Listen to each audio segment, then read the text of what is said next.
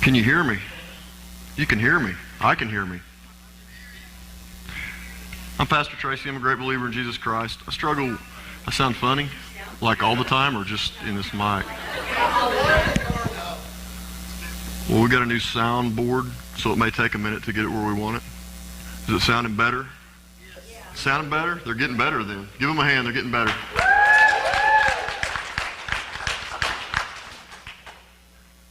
Can you hear me now? Do I sound better now? Do I? I'm Pastor Tracy. I'm a great believer in Jesus Christ. I struggle with time management. I struggle with letting God have complete control over my life. It's easy to do the things that God wants me to do when I want to do them, and then it's another thing whenever He wants me to do things that I don't want to do. So I struggle with that. But I'm glad to be here, and I'm glad you guys are here. Well, as I do every time I'm up here talking, I want to give a shout out to our military. It was cool because we'd done a podcast for Easter last Monday night. A lot of you were here, and we were able to include them in that podcast. And they used that podcast on Sunday in Afghanistan. That's what they used for their Sunday service. We actually got to have some of the music from the band on there too. So it was actually, man, they got the same service that we got last Monday night they got on Sunday. So that was cool. So it was awesome. So I want to give them a shout out, tell them we love them, we appreciate them, and I'm just so glad that we're able to do what we can do. And there's no way we could do it without them.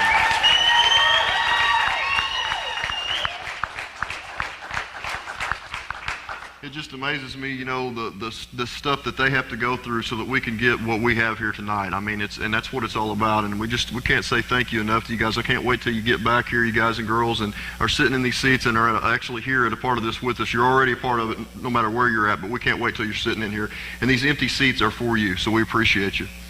Tonight's lesson is the confess lesson. Actually, it's the powerless lesson. I'm reading the wrong thing. It's the powerless lesson. And it's a cool lesson to me because early on in my recovery, I had to come to a point where I had to realize that I'm not in control of everything. Part of my problem and part of my addiction was thinking that I was in control. You know, we try to cover it up with what our hurts and our habits and our hang-ups are, but really the big part of my addiction was I thought I had to be in control of everything that was going on in my life. And what that means is that I didn't let God have any room to have control of anything because I was in control. And really what I was saying to God while I was doing that was I can do a better job than you can. But we all know my testimony, so I think we know the job that I did. So thank goodness that I became powerless and I turned it over to God so that I could be standing here tonight and not wearing orange like I did for a long, long time. But the truth is this lesson is very important because we've got to understand that we cannot do it by ourselves. We weren't created to do it by ourselves. We're created in order to have to lean on God to get where He wanted us to be. That's what we have to do. So we have to come to a point where we understand that we've got to have Him. Principle one is realize that I'm not God, that I admit that I am powerless to control my tendency to do the wrong thing, and that my life is unmanageable. And then step one is that we admit we are powerless over our addictions and compulsive behaviors, and that our lives have become unmanageable. Unmanageable. We're ready to accept principle one when our pain is greater than our fear. And it takes that. Sometimes, for some of us, we get it quickly, but then there are others that it takes rock bottom. It takes everything that we could possibly think we could ever bear to get us where God wants us to be. It takes a bunch. For those of us who are strong-willed and hard-headed like I was, it takes everything going wrong to get me to admit that right there. But that is very true. When our pain is greater than our fear, that's usually whenever we start getting it. Psalm 6, 2 and 3 says, our lust for power is not rooted in our strengths, but in our weaknesses. When we keep doing things that we don't want to do, and we fail to do the things that we've decided we need to do, we begin to see that we do not have the power to change like we thought we had. It's the realization that we need God, but we still have all these excuses. You know, I remember, something would come up we didn't want to talk about. We'd say, can we not talk about that right now? You know, maybe if we just don't talk about it, it'll go away. I mean, I don't know how many times I did that in my life. Or, I remember excuses early on, if I just had a few drinks, that's no big deal. I need that to unwind. Or if I just had this, or if I just got this, or if I just had, and it just goes on and on and on and on. But the truth is, if you're making an excuse for it, it's wrong. And let's clarify that right now. If you have to make an excuse to me, to you, to God, or to anyone else, it's wrong. So there's no need to go any further with it. If you've got to make an excuse, then it's something you probably don't need to be doing. We're going to get to the acrostic pretty quick tonight. The acrostic is the word powerless.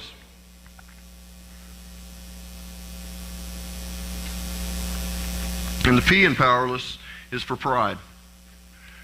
How many times has your pride kept you from doing what you know you need to do? I mean, hundreds, thousands. It seems like for me, pride was one of my big stumbling blocks. I had all this pride inside, and I didn't want to change anything, because if I had to change something, that would mean that I had to admit that I was wrong, and I wasn't a big enough man to admit that I was wrong. Thank goodness today I can admit that I was wrong. There was times today in this day that I was wrong, but I can get up here and admit it, and it's okay, because we're not perfect. God tells us we're all going to fall short of His glory, and so we need to realize that it's okay to be wrong. The pride thing has got to get out of the way, because God can't work in your life if you've got this big, big pile of pride standing in the way. Proverbs 29:23 says, "Pride ends in a fall, while humility brings honor." Now, I don't know how you could say that really any plainer. Pride ends in a fall. So if you're prideful, get ready for a fall. It's going to happen. And the thing is, if you're still prideful after you fall, you're going to fall again and again and again and again. We've got to start getting real with this stuff. The O in the acrostic is for if only. When we admit that we're powerless, we start walking in the truth rather than living in fantasy land. Anybody lived in fantasy land before? I mean, honestly, if you are doing exactly the same thing that you were doing yesterday, but you expect today to be different than yesterday, I think you're living in a fantasy land. And it's funny and we laugh about it, but that's how I lived my life for years and years and years. Oh, today's going to be better. Well, why would it be better? I'm not doing anything different. In fact, I'm probably doing something worse than I did yesterday. So why is today going to be better? Let's start figuring out why yesterday was bad and what we can do today to make sure that today is better. And it's not going to be the same recipe. The time is coming when everything that is covered up will be revealed, and all that is secret will be made known to all. That means all your secrets are going to be out there. All my secrets are going to be out there. Whatever you have said in the dark will be heard in the light, and whatever you've whispered behind closed doors will be shouted from the housetops for all to hear. That's Luke 12:2 and 3. That's a little bit scary, isn't it? It scares me a little bit. But it's the truth. It's the word. It's what it says. And we need to be careful what we're saying in the dark.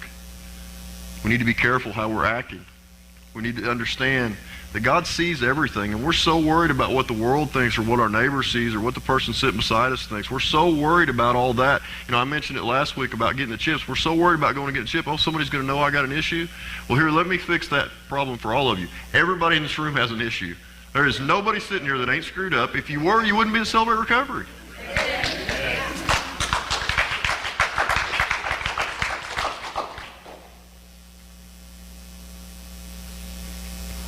The L is for loneliness. Now, guys, I talk about this all the time. If you're sitting here tonight and you feel lonely, if you feel like you're all alone, it's because you have put yourself in that spot. And there's people in this room right now that love you. There's people that care about you. More importantly, God loves you and He cares about you. You're not alone. And if you are alone, it's because you've chosen to be alone.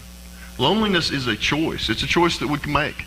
There's people we can call. There's people that call us. How many times have you been feeling like, man, nobody's going to understand, nobody cares, I'm all by myself, nobody loves me, but yet people are calling you, but you don't answer the phone because you don't feel like answering the phone. Why not answer the phone? You choose not to. You choose to be by yourself. We got to quit choosing to be by ourselves. God didn't put us on earth to be by ourselves. He puts people in our path exactly where we need them to be, right where we need them to be, right when we need them to be there. They're there, but we've got to reach out to them. We've got to look for them. We've got to listen to them. They're there, and they're there for us. You're going to have to bear with me tonight because my acrostic is totally messed up. Speaking of I'm trying to read what this word is here, and it's not spelling right. Is yours messed up too? I need somebody to bring me a piece of paper so I can look at what I'm preaching up here. Honestly, I really need one. I really need one. I'm not joking. Oh, that's what I'm talking about. See? This is the one. You gotta love electronics. Let me show you what to do with these. Anyway.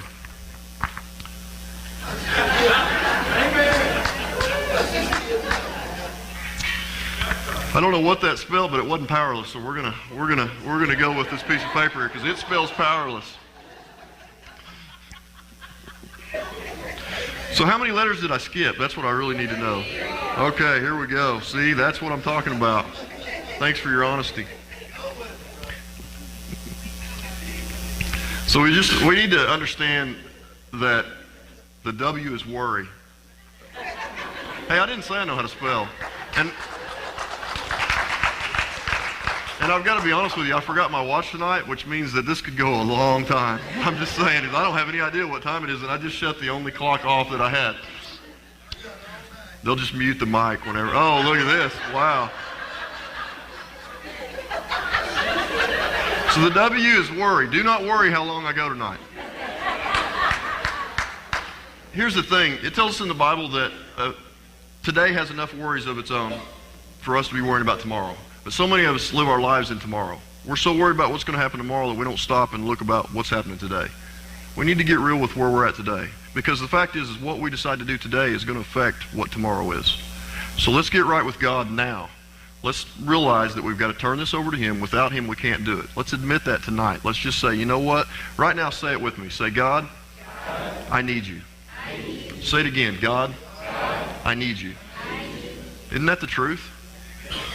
We should be saying that all the time. Anytime something comes our way that we don't think we can handle, that's what we should say. Because guess what? We do need God. Don't worry yourself into a relapse. Don't worry yourself into going the wrong direction. Stop and realize that God is the answer. God is enough. And we need to accept that. We need to accept it now. Let's go to the E. For the light is capable of showing up everything for what it really is. It is even possible for light to turn the thing it shines upon into a light also. And that's Ephesians 5:13 and 14. What is the Word?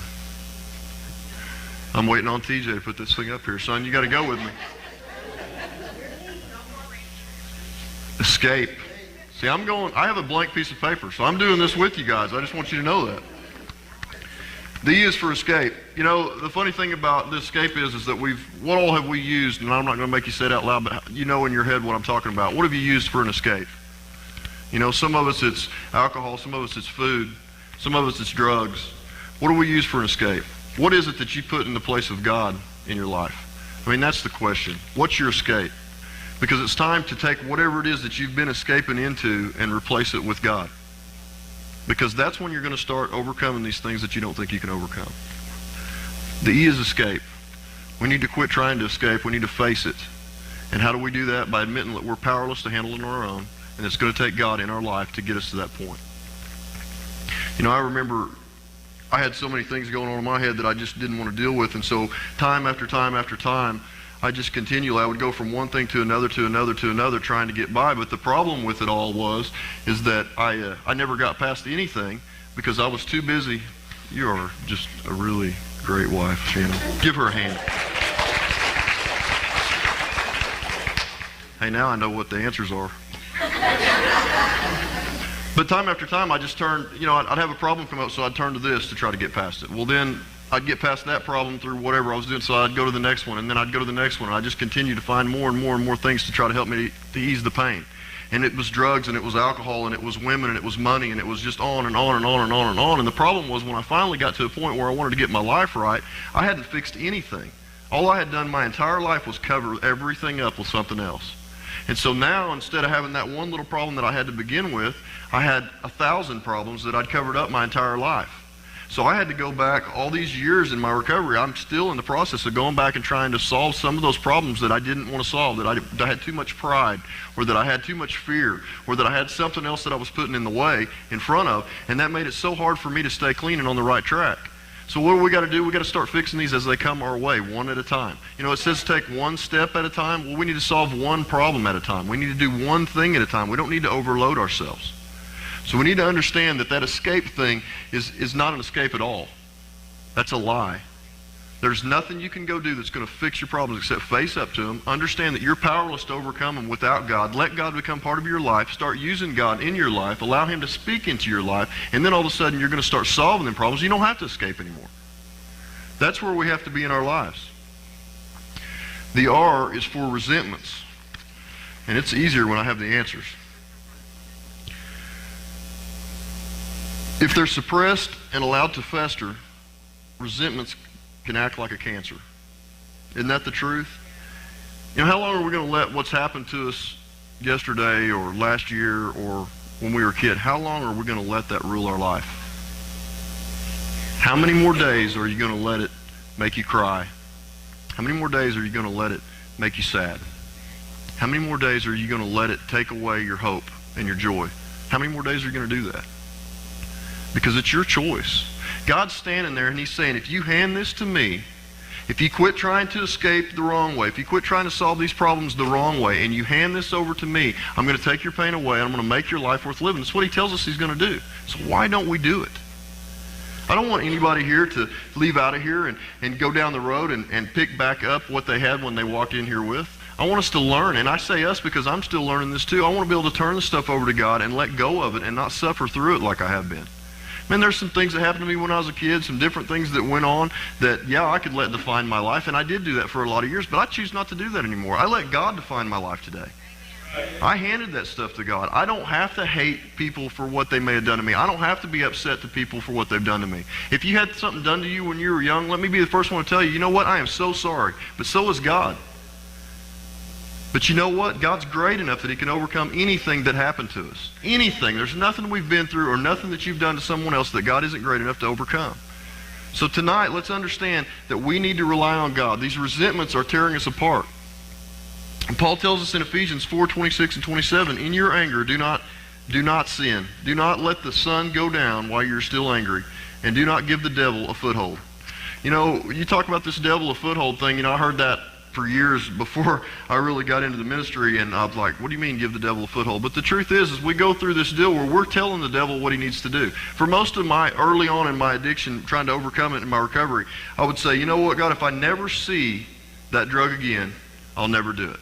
That's what I'd tell God. Well, you know what I was doing? I was telling the devil to put it in front of my face and I'll relapse. I was giving the devil a foothold. So at some point, God tapped me on the shoulder and he said, you know what, do you really feel like the position that you're in, working with the people you work with, do you really think it's realistic that you're never going to see it again? And I got to thinking about that. And so I started praying, God, when I do see it, give me the strength and the courage not to use. Give me the strength and the courage to stay clean. And then one day I was helping somebody move. And I moved this couch, and it fell right between my legs. And I didn't use. Why? Because I was realistic. Because I understand. Because my prayer changed to where I asked God to help me for that very moment. And God knew it was coming. That's why he tapped me on the shoulder. I mean, the truth is all of our hurts, habits, and hang-ups are still out here.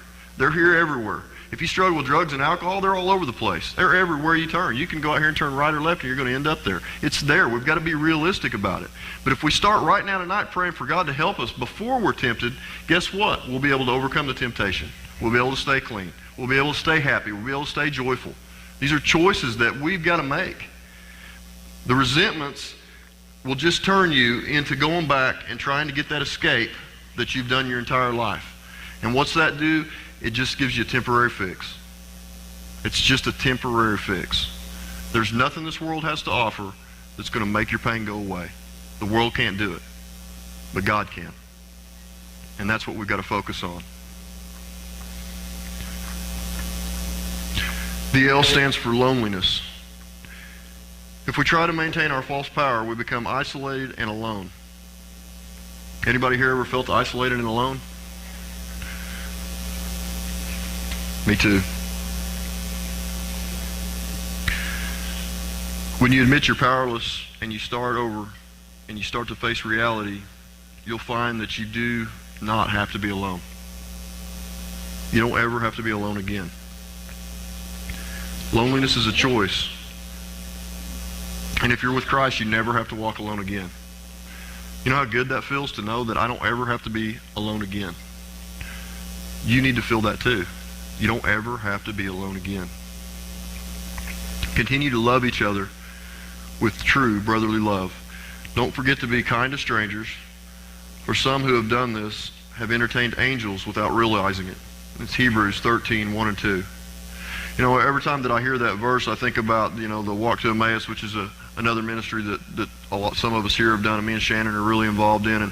And during this walk to Emmaus, Jesus appears with these people. They're walking down the road, and they're talking about Jesus. And man, have you heard about Jesus? You know, he's the Son of Man, and he's done this and that, you know, and he's walking along with them, but they don't realize that he's even Jesus. And they're talking about all these great things that he's done and how he makes them feel so, you know, like they have a friend, and they don't have to be alone. And I get emotional because it's so powerful that we don't have to be alone. And then all of a sudden he appears to him and shows himself to him, and then he disappears and he's gone. You know what? He's trying to appear and show himself to us every single day in our lives. Open your eyes up and look for him. He's everywhere in our lives. He's everywhere all around us. If you're sitting here and you're clean, and I know I say this, but I'm going to continue to say it. If you're sitting here and you're clean tonight, it's because God is in your life. If all good things come from God and you're clean and that's good, guess what? It came from God.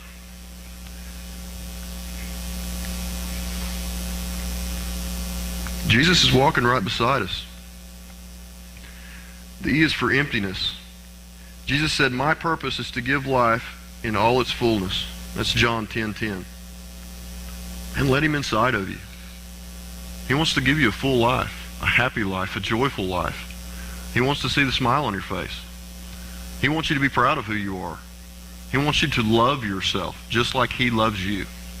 So let's take all of that stuff, that baggage, that garbage. Let's take all of these things that have been weighing us down. Let's start moving them out of the way. Let's start loving ourselves like God intended us to do.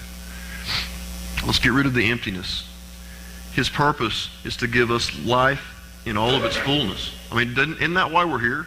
Because we want life in all its fullness? Isn't that what you want?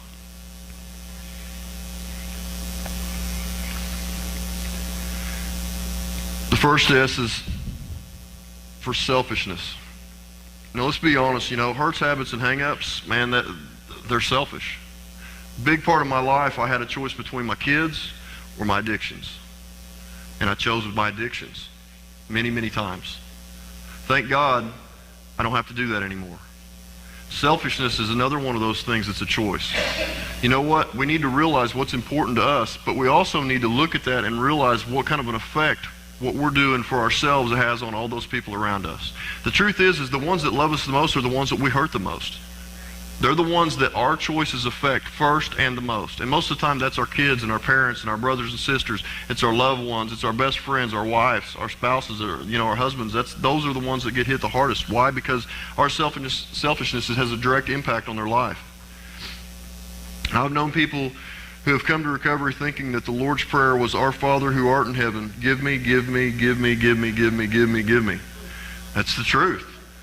And man, God was my lawyer.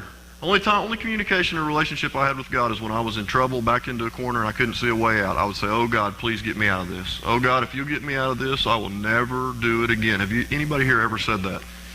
Let me rephrase that. Has anybody ever said that today? Because I probably have too. It's the truth. I mean, that's what I came at him with. That's right where I was at. We've got to understand that this close personal relationship is not just a one-sided relationship. And the other part that goes with that give me, give me, give me thing is why should he? If we reverse the roles and we put ourselves in God's position, would you give you what you're asking for? Do we really deserve it? In most of the time, in my case, what I was asking for, I didn't deserve. And in fact, if I would have got what I was asking for, I probably would have killed myself with it. So that might be why I didn't get it. So when you start praying these prayers and asking God, give me, give me, give me, give me, stop and think, is that really something that you need? Is that really something that you deserve? And if it's not something you deserve, what do you need to do between now and whenever to get it? Man, if only time we're going to God is just to say, please help me, please give me this, do this for me, do that for me, if that's it, why should he help you? If in my and Shannon's relationship, if I just decided that I was going to take that relationship and I was just going to get everything I could possibly get out of it and not give anything back to her whatsoever, how long do you think that relationship would last? We've done it before. I mean, there's a bunch of us here who tried it. It didn't work out, did it? But yet, that's the relationship we have with God. You know, I know that I step on your toes a lot, and I know this lesson steps on a lot of your toes. I'm not going to apologize for it. We need to realize that that's how real we need to be with this relationship with God. We need to realize that the fact of the matter is that if you want God to work in your life, then maybe you should start allowing God to work through you in your life. Because that's when the things are going to start coming your way. The last S is separation. Some people talk about finding God as if he could ever be lost.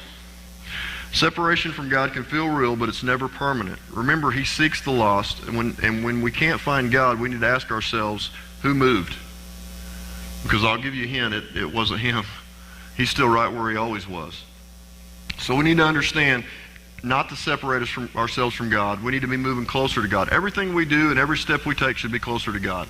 You want the joy in your life, you want the happiness in your life, you want that fulfillment that you long for, start moving closer to God. Start allowing God to work in your life. Start looking to him.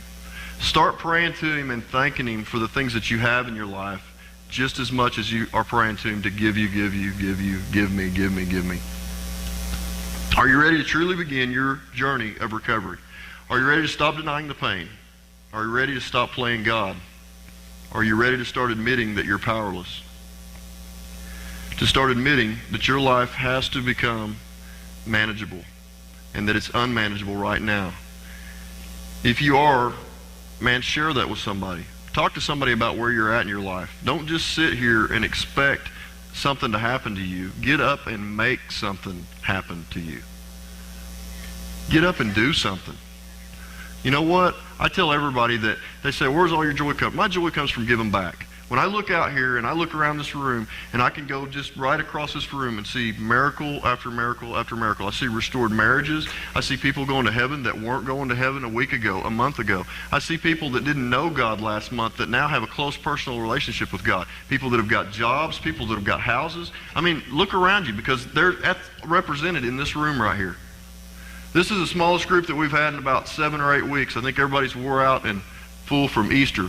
But honestly, even though we're a smaller group than what's here normally on Monday nights, look around and look at what's represented in this room, what God's done in this room. It's miracle after miracle after miracle. If you're sitting here and you think, well, why not me? Let me ask you, why not you? What is it that you're not doing? What is it that you need to do? How close of a relationship do you have with God? When's the last time that you stopped and thanked him for what you do have instead of asking him for what you don't have? When's the last time that you went at God thanking him for who you were instead of being mad at him because of who you're not? Those are the questions that we've got to ask. Those are the things. I want you to pray this prayer with me. Repeat after me. Dear God, your word tells me that I can't heal my hurts, my hang-ups, or my habits by just saying that they're not there. Help me, God. Parts of my life, or all of my life, are out of control. I know that I cannot fix myself. It seems the harder that I try to do the right thing, the more that I struggle. Lord, I want to step out of my denial and into your truth.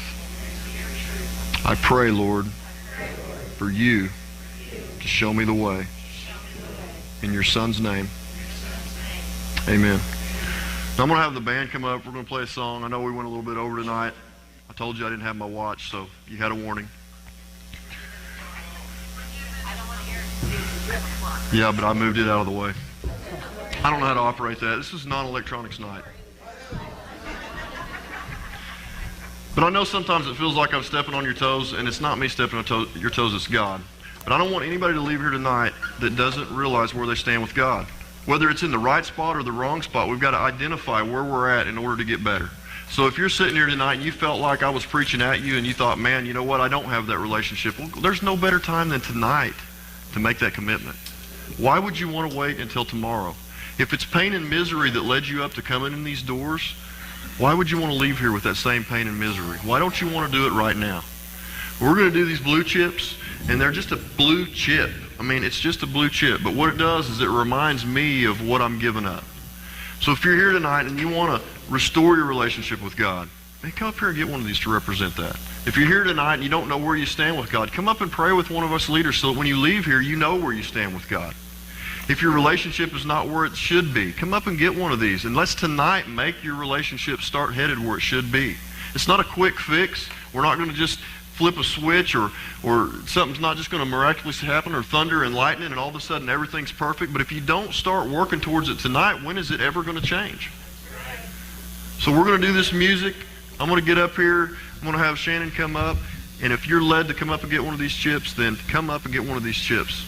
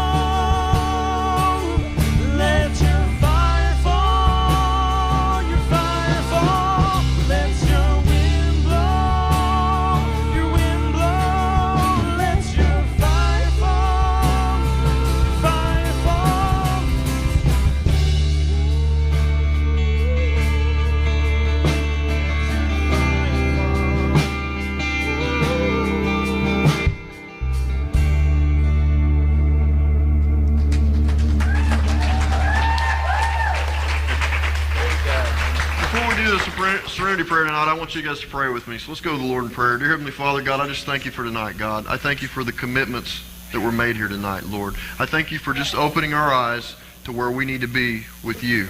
Lord, I ask that you take this to the next step now, God, and as we walk out of here tonight, that you free us from our baggage, that you take it and direct our steps to exactly where you want us to be, Lord God, and that you're there with us every step of the way. God, I know when we come to you that our prayers are answered. You say when two or more together that you're there, so I know that you're here, God. So I come to you boldly, and I say, God, work in our lives, Lord. Help direct our steps. Ease our pain, God. Make sure that nothing is put on us that we can't handle, Lord. And may many, many testimonies come from your word tonight, God. It's in your precious name that I pray. Amen. Amen.